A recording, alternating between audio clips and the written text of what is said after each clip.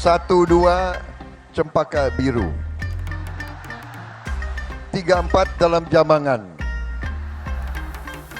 Kalau mendapat kawan baru, kawan lama dilupa jangan.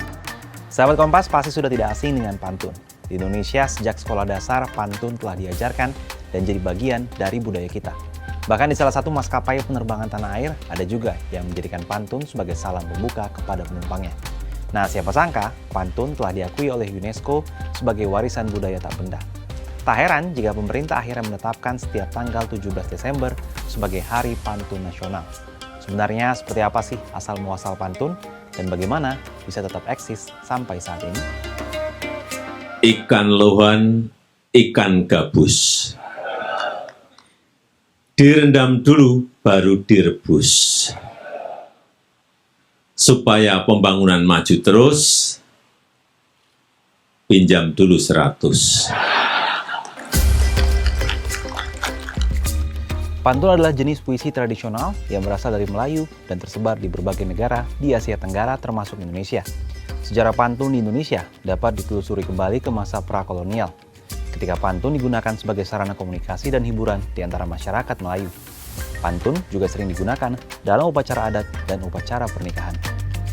Namun setelah kemerdekaan Indonesia pada tahun 1945, minat terhadap pantun menurun. Ini seiring dengan pengaruh budaya barat dan modernisasi.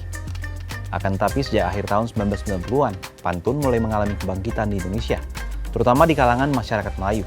Hal ini terjadi sebagian karena upaya dari para seniman dan budayawan yang berusaha melestarikan dan mempromosikan pantun sebagai warisan budaya yang penting. Kabar baiknya sejak 17 Desember 2020, pantun ditetapkan sebagai warisan budaya tak benda oleh UNESCO. Nominasi pantun diajukan bersama Indonesia dan Malaysia. Meski demikian, upaya pelestarian pantun sebagai budaya Indonesia kini menghadapi tantangan di era digital.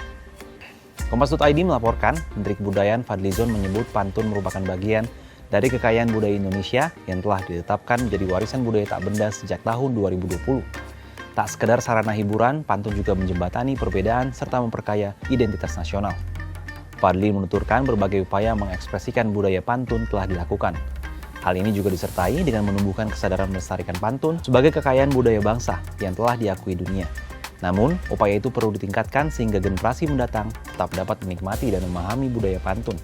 Tantangannya tak mudah, karena saat ini generasi muda juga dipengaruhi beragam budaya asing melalui interaksi di media sosial. Sementara Ketua Dewan Pembina Asosiasi Tradisi Lisan, Muhlis Paeni menyebutkan, pantun merupakan instrumen penting dalam kebudayaan. Pantun juga sebagai peranata budaya yang diperlukan dalam mengantar generasi muda jadi manusia yang berkepribadian dalam kebudayaan.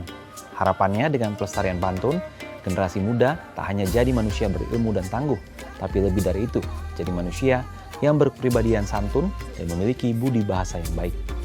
Jalan-jalan membeli kipas, jangan lupa ajak si Budi. Cakep. Mau berita akurat dan selalu pas? Like dan subscribe Kompas.id.